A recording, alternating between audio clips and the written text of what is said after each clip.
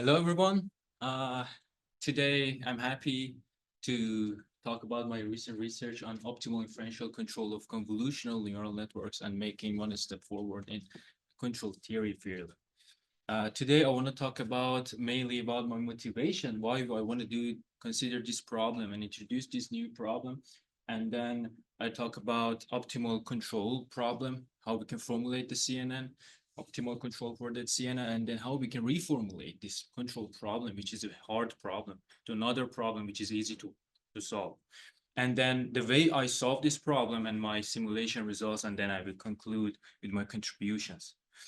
So my motivation is that there are a lot of physical phenomena around us. They are very complex. To some extent, we know how we can model these systems, and to some extent, we know the behavior behind these physical systems. For example, in building, we know that the heat transfer between indoor and outdoor, and there are a lot of cooling system and HVAC. We know how they work. Or in airplane, we know like what is the dynamic of the flow over the airflow, and even in an earth in weather forecasts to some extent we have some knowledge on how the temperature and some properties, for example humidity, changes over time. And even in the power plants, there we know how the energy is generated. And or I don't know, the control emission is generated. But there is one thing, even we know these physical phenomena, but we cannot get most benefit out of these phenomena. And my research is how we can get the most benefit out of them. And I want to achieve this goal by controlling them.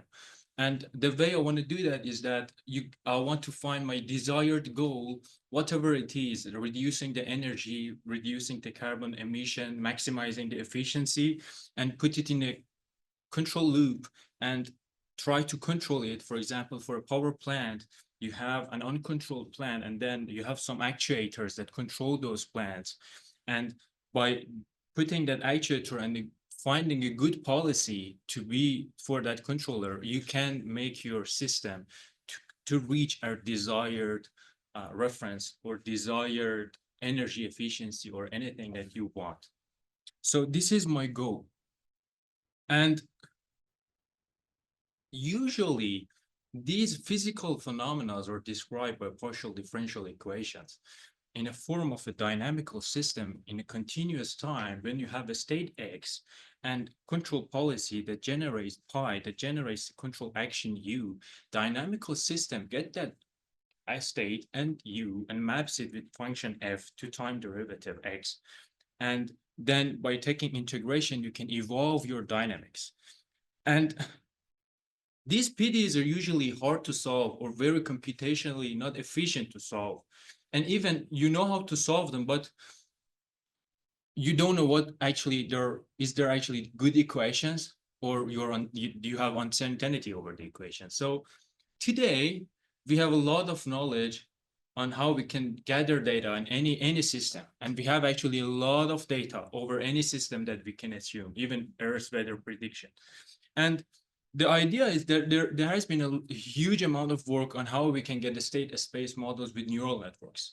And specifically for spatiotemporal fields or systems that are large scale, it turns out that CNNs, convolutional neural networks, are really good to represent that state space model. So here I want to exactly get that physical model, and I train a CNN for that to represent the dynamical systems. It gives me one property that forward simulation on integrating the system forward in time is very fast.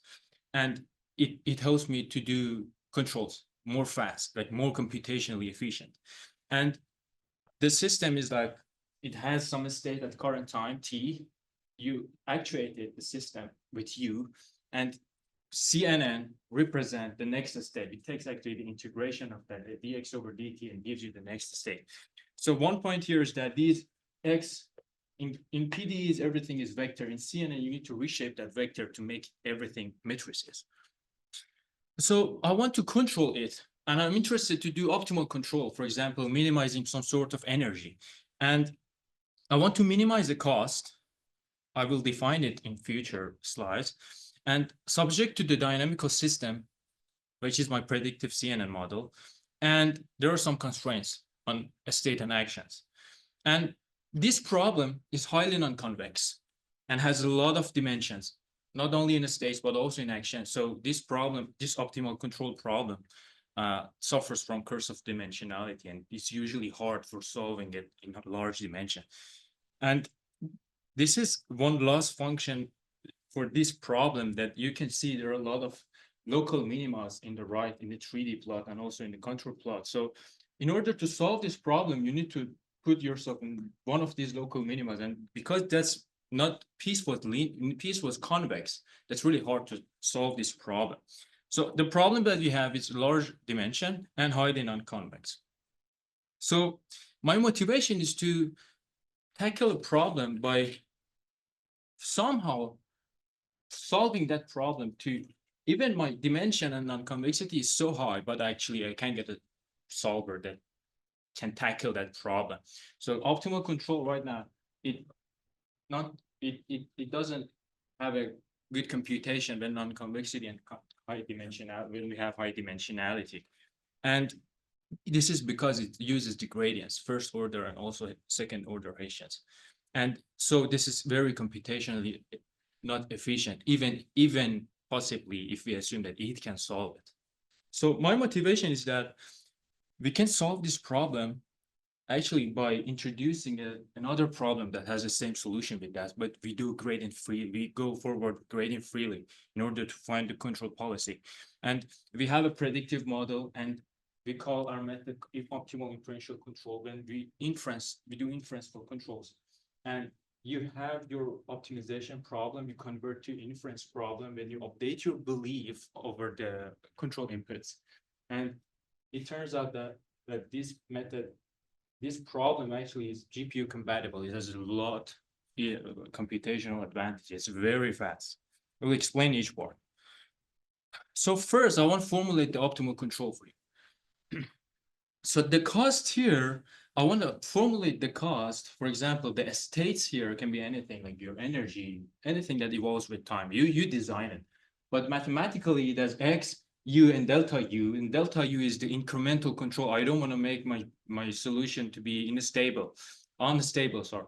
And then by considering this problem, I try to anything here is matrices, and try to find a tracking problem. You give me your desired efficiency. For example, I don't know, whatever energy efficiency you want, I put it as the reference values for X and U. And I try to minimize this cost, but because these are matrices, I need to minimize the trace of a matrices or maximum eigenvalue, everything that you can design it whatever you want, but this trace gives you some mathematical properties that I will show you. By vectorization, this problem is actually the previous optimal control problem, the classic optimal control problem for vectors. And there's a mathematical reasoning. I don't want to just explain that. I just put it here to show you that actually you can convert this problem to classic optimal control problem. They're exactly the same, but it gives you more computational advantage if you solve this problem. So my question here is that still this problem has better properties, but it's still non-convexity is not solved, high dimensionality is not solved. How we can solve this problem? Because usually spatiotemporal fields have a lot of dimension. And the way we want to do that is we reformulate this problem to have an inference problem. And we try to minimize the cost. And then instead of solving that problem, I want to solve another problem, which is an estimation problem. When we try to maximize the logarithm of the probability distribution over the states and actions, given the best thing that I can achieve, which is the desired value, reference values.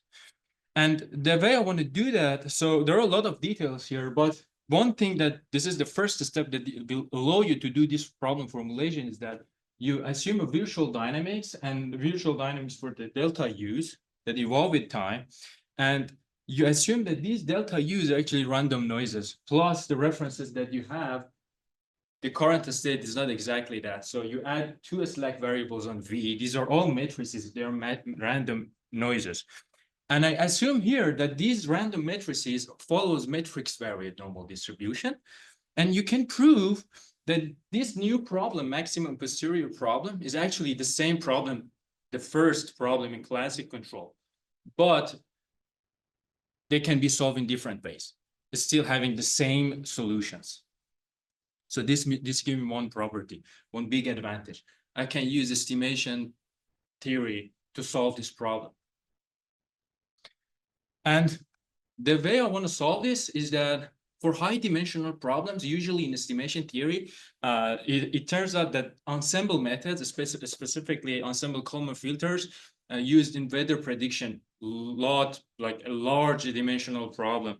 And they have three good properties. They're GPU compatible. Ensembles or particles are parallelizable. You can parallelize them on GPU, and they're fast. So this problem, as I told you, they can tackle high dimensional problems. I will show you my results. And also this solution, this ensemble Kalman filter that actually doesn't use any gradients. It only needs to update some parameters very easily, which is very good in non-convex problems. So now I don't want to go to the mathematical details of how I develop this non-convex optimization solver, but I want to give you a very good intuition how it works.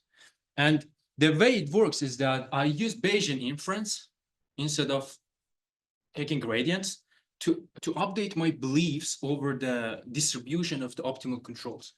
Imagine that you have P of U, probability of U, which is your control matrix, and then you get your measurements, your desired value, and you update your belief over what is the best P of U, what is the best policy for you. And you do that iteratively over time, and you converge to the U star, which is your optimal action. So next step after doing this iteratively is that normal distribution has a very, very big property that the maximizer is the average or mean of the distribution. So in all of these normal distribution, you don't need to solve them. You only need to find the average value or mean of the distribution. So that's very big when you want to solve optimization with inference. And you only need to update the parameters. And because we have the ensemble method, this specific method has a potential to be used in GPUs, and we can take computational power resources, a lot of resources that we have. We can use it in control theory and actually get advantage of that. And if we want a reformulation, we convert the solvers like this. We convert the MPC, the optimal control, to a estimation problem. And then we try to update the control parameters, which actually the maximizer of that log posterior distribution. And it gives you the optimal solution if you solve it iteratively. The way we solve it is like this, but I don't include the mathematical relation between everything here. For more detail, I will show you the paper. You can go, and there are a lot of development of that. So my simulation results, I want to consider physical PDE that actually describe the velocity field for the fluid. And it has a Berger's two-dimensional problem. And you have partial phi over t. Phi is the velocity field on x and y. And x and y are two coordinates. And we have a source term on force, and which is actually, don't consider that. I consider the boundary condition. I applied F.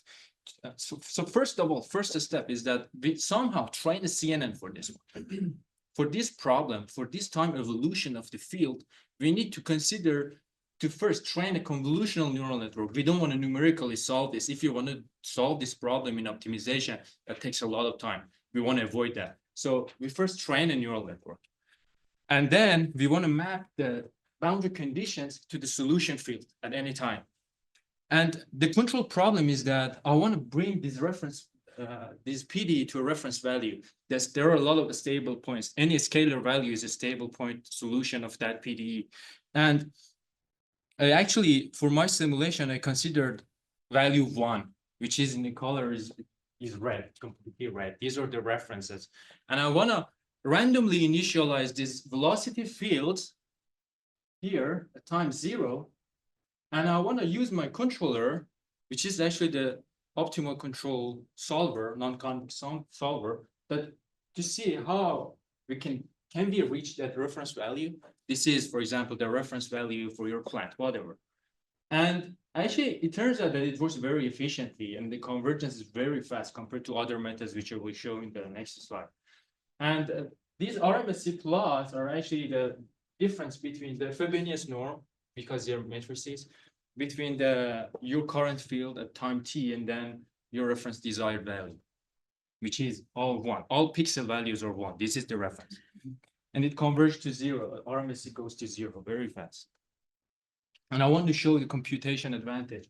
So the only possible method that I could use is I could vectorize my current method. And I did that, and I realized one important property of matrix variate distributions. Not only they are fast, but it allows to disregard a lot of parameters.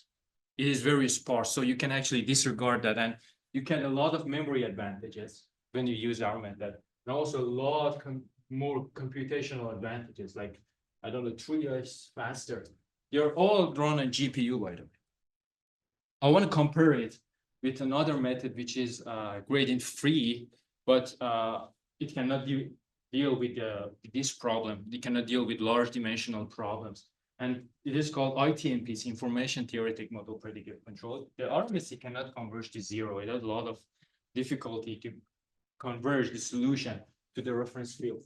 Here is zero. The Kalman MPCR method can converge to the true solution. So my conclusion is that we propose a new optimal control, which is very important for us. And then we reformulate it to an inference problem. And we implement it using CUDA libraries. We get resources advantages. And then we also get advantages over the matrix variate distributions, which is used for the first time in the control theory. Thank you.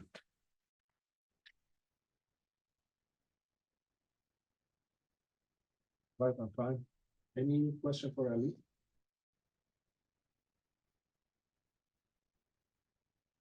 I have one question here. So how do you, the CNN model that you train usually will have some sort of error. How would you handle that? Would that affect your control performance? That actually usually affect the control performance, because the model-based control really depends on the accuracy of the model. So whatever the model is, you need it to be very accurate, to doesn't get any feasibility issues during the optimal control solver. Okay, so if you want to solve it, you want to be very accurate, because after that CNN, you have a physical plant. The solution to that physical virtual system, which is modeled with CNN, must be very accurate, close to that physical plant. So if it's not valid, you don't get the optimizer to solve this problem. So the way I verify this is usually I solve the problem, the PDE, with a high fidelity model solver for that PDE, for example, finite element. And then I compare the solution of that CNN with that high fidelity model. And I can see, okay, if it's working correctly or accurately, and then I will put it in the control loop.